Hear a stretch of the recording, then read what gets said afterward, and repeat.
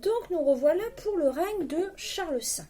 Alors Charles V, nous le connaissons bien, puisque nous l'avons vu en tant que dauphin, il avait essayé de gérer le royaume de France tant bien que mal. Il a pas mal réussi, mais son père n'était pas d'accord, son père l'a désavoué. Mais là, à partir de 1364, une fois que son père mort, le nouveau roi, a les mains libres, il va pouvoir enfin appliquer la politique à laquelle il a réfléchi depuis de nombreuses années. Donc il est né en 1338, il est roi en 1364, donc il n'est plus tout, ça y est, il n'est plus tout jeune, il a l'expérience politique du fait de tout ce qu'il a vécu précédemment. Et donc il va être surnommé le sage. Alors le sage, ça veut dire ce que ça veut dire évidemment, mais ça veut dire aussi le savant. Donc je vous l'ai dit précédemment, Charles adore lire. Il adore les livres. Et aimer lire, savoir lire à l'époque, ce n'est pas simplement savoir lire comme aujourd'hui, c'est aussi lire et parler couramment, écrire le latin, voire le grec. C'est ça, être un savant à l'époque, on parlait en latin, on écrivait en latin, on lisait en latin. La langue française existait évidemment, mais c'était pour tout le monde. Les gens qui faisaient des études parlaient le latin. Alors, c'est un roi qui est quand même de santé fragile. Il est toujours malade, presque toujours malade. C'est pas un colosse, un gros sportif comme l'a été son père ou comme le sont ses frères. Et donc il vit le plus clair de son temps dans ses châteaux, dans ses palais, et dans chacun de ses palais, de ses châteaux, il a sa librairie. Alors la librairie du roi, ça veut dire la bibliothèque du roi. Vous la voyez donc au document 12, donc vous avez le portrait, une sculpture de Charles V de son vivant, ça a été fait de son vivant. Évidemment, je ne vous demande pas de faire de commentaires sur son physique, c'est comme ça, il n'était pas très beau. Et on le voit donc dans sa librairie, entouré d'autres écrivains, de savants, de lettrés de son temps. C'était son passe-temps favori. Alors, il est fondateur de ce qu'on va appeler la bibliothèque royale, qui aujourd'hui est la bibliothèque nationale. D'accord ? Les livres à l'époque n'étaient pas imprimés, c'était des manuscrits, tout était écrit à la main. L'imprimerie va arriver un petit peu plus tard, mais pour l'instant, tout est à la main. D'accord ? Ce sont des livres précieux, rares. D'accord ? C'est rare les gens. Un livre, c'est déjà exceptionnel. Charles V, il en avait des centaines et des centaines, ce qui était incroyable pour l'époque. Et ça va être le cœur de ce qui va être plus tard la Bibliothèque nationale. Alors, il fait beaucoup d'études, de recherches, il adore l'histoire, et c'est lui, par exemple, qui va décider de numéroter tous les rois avant lui. D'accord ? Quand je vous en parlais au cours précédent, c'est sous Charles V. Donc tous les rois avant Charles V, ils n'avaient pas de numéro. Et à partir de Charles V, ils ont un numéro. D'accord ? Donc après, c'est facile de compter. Mais avant Charles V, ça a été un petit peu... c'est pas du hasard. On n'a pas choisi Louis Ier, Charles Ier, etc. au hasard. Mais il y a eu quelques petites erreurs, mais bon, c'est pas grave. À partir de Charles V, on sait... Tout le monde connaît le numéro des rois.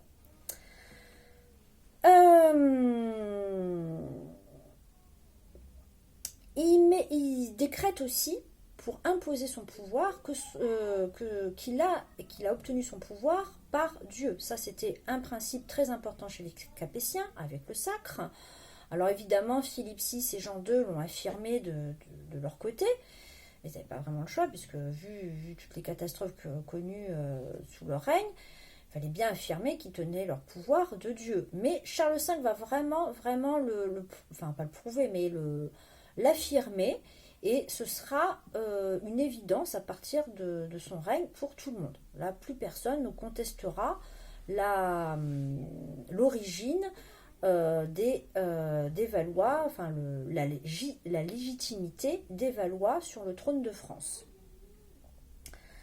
Alors il s'en tient pas là, hein, il fait construire plein de palais, des châteaux, et vous avez le donjon de Vincennes par exemple, donc le donjon de Vincennes que vous voyez au document 13, donc ce qu'on voit c'est bien du temps de Charles V.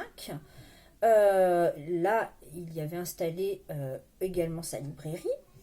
Vous voyez en dessous, alors c'est toujours le document 13, hein, je l'ai fait exprès en deux parties, on voit le château de Vincennes, mais de l'époque de Charles V. Ça, c'est un livre qui s'appelle Les très riches heures du duc de Berry. Donc son frère, hein, je vous rappelle, son frère aussi aimait s'entourer de très jolies choses.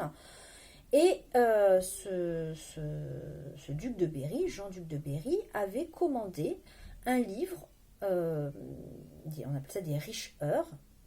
Les heures, c'est un calendrier. Donc chaque mois représente un château des rois de France.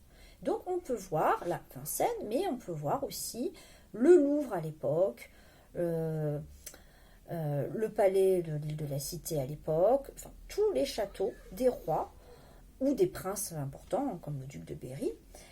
Voilà, et donc c'était vraiment très important tout ce mouvement de lettres, d'art, de culture. C'est la fin de ce qu'on appelle l'art gothique, d'accord? Dans d'autres pays, on commence à s'approcher de la Renaissance, comme en Italie.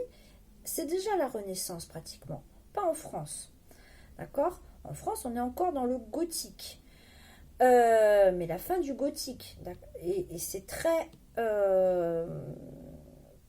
brillant, très riche, malgré la guerre. Bon, évidemment, ceux qui ont les moyens, pour eux, ça va. Après, quand on parlait précédemment de la situation des paysans, évidemment, ils n'en étaient pas à se commander des livres luxueux et à se payer des châteaux.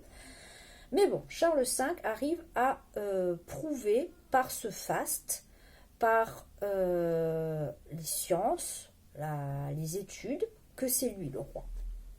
Et lui, la guerre, c'est pas sur le champ de bataille qu'elle doit se dérouler. La guerre, elle doit se faire dans un lieu d'étude, dans sa librairie. Et il va mettre en place des stratégies pour définitivement vaincre les Anglais. Alors, pour cela, il faut aussi neutraliser les grandes compagnies.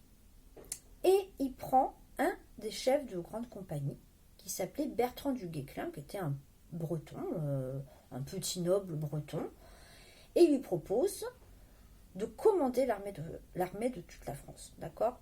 Il va le nommer connétable, c'est-à-dire le chef de l'armée française. Donc le connétable, vous le voyez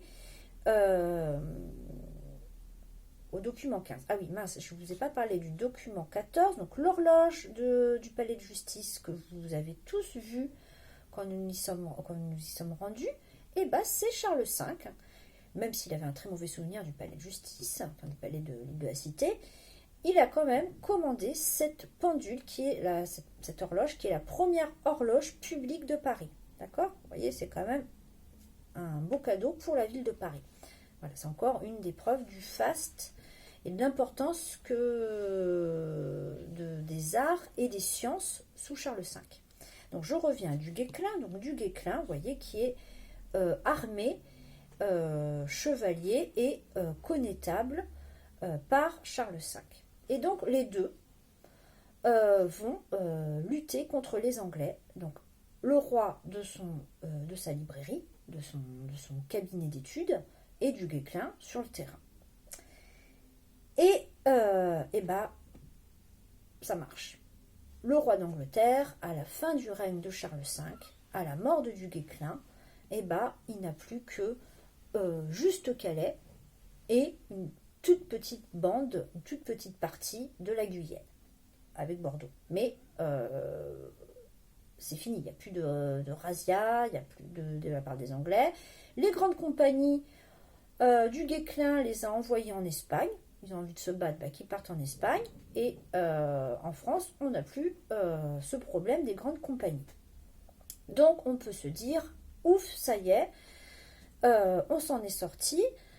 Le pays est remis à flot, les impôts sont réduits, enfin bon, ça va mieux pour tout le monde.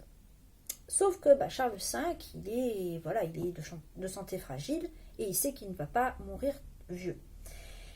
Et au moment où il meurt, il n'a que deux fils. Il a deux fils, c'est déjà pas mal, mais surtout, ils sont jeunes. L'aîné n'a que 12 ans.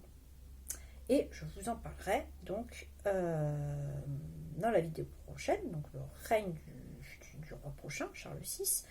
Ah oui, alors juste avant, Du Guesclin a eu l'honneur d'être inhumé, enterré à la basilique Saint-Denis, où sont enterrés tous les rois de France et les reines, les princes et princesses de la famille royale. Du Guesclin n'est pas de la famille royale, mais comme il a réussi ce que personne n'avait réussi avant lui, c'est-à-dire vaincre les Anglais, par récompense, Charles V le fait inhumer auprès de tous les rois et tous les membres de la famille royale française.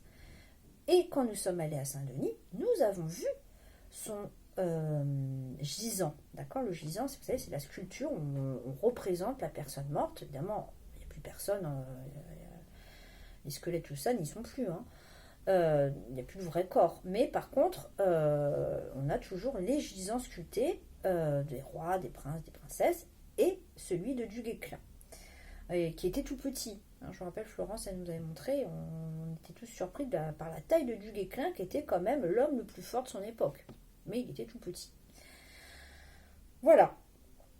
Avant de mourir, Charles V, son fils aîné à 12 ans, donc il ne va pas régner tout de suite, il ne peut pas, va laisser la régence à ses frères.